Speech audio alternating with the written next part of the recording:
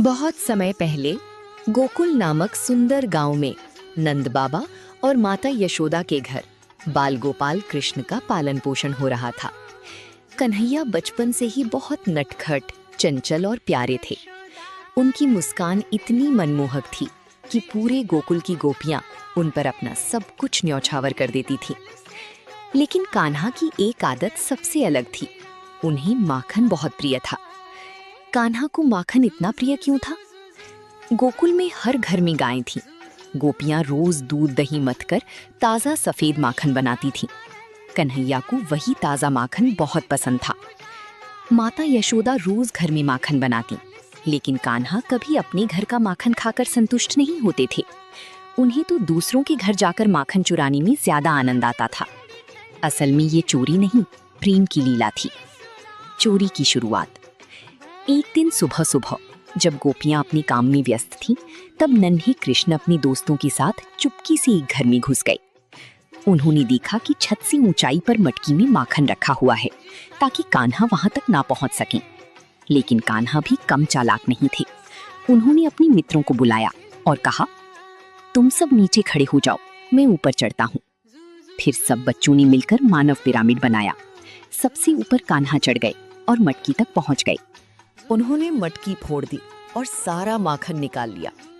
कान्हा खुद भी माखन खाने लगे और अपने दोस्तों को भी खिलाने लगे। इतना ही नहीं, वे घर के बंदरों को भी माखन बांट देते थे। धीरे धीरे पूरे गोकुल में एक ही चर्चा होने लगी। यशोदा का लाल बहुत शरारती हो गया है। गोपियां रोज माता यशोदा के पास शिकायत लेकर आती, मैया, तुम्हारा कान्हा हमारे घर आता है, मटकी फोड़ देता है, सारा माखन खा जाता है। हमने माखन छिपाकर रखा था, फिर भी ढूंढ लिया। तुम्हारा लाल बंदरों तक को हमारा माखन खिला देता है। लेकिन जब भी गोपियां शिकायत करती, कान्हा मासूम बन जाते।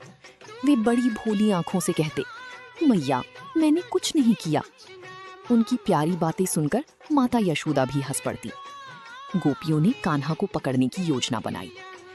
एक दिन गोपियों ने सोचा कि आज कान्हा को रंगे हाथ पकड़ेंगे। उन्होंने जानबूझकर घर में माखन रखा और छिपकर बैठ गईं।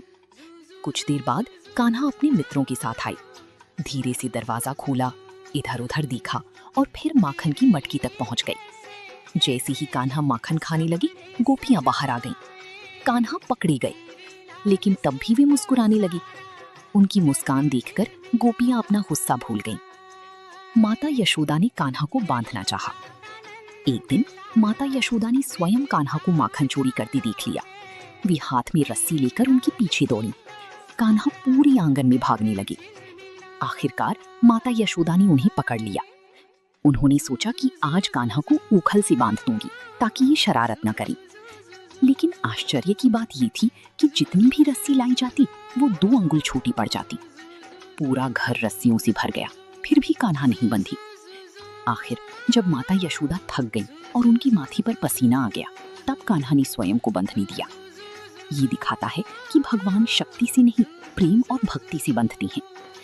माखन चोरी का आध्यात्मिक अर्थ। ये कथा केवल बाल लीला नहीं है, इसके पीछे गहरा आध्यात्मिक संदेश छिपा है।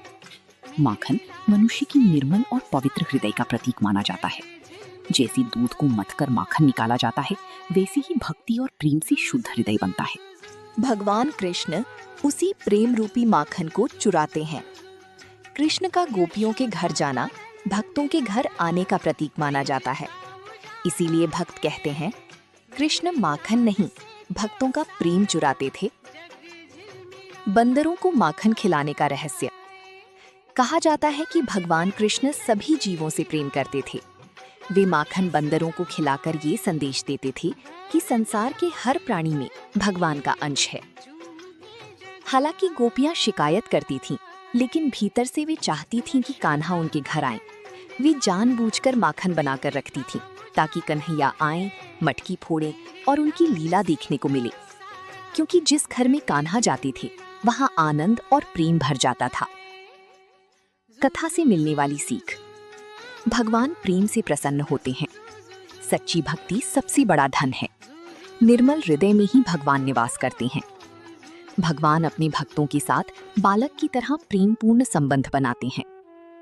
आज भी जन्माष्टमी पर दही हांडी की परंपरा इसी माखन चोरी लीला की याद में मनाई जाती है, जहां बच्चे मानव पिरामिड बनाकर ऊंची मटकी फोड़ते हैं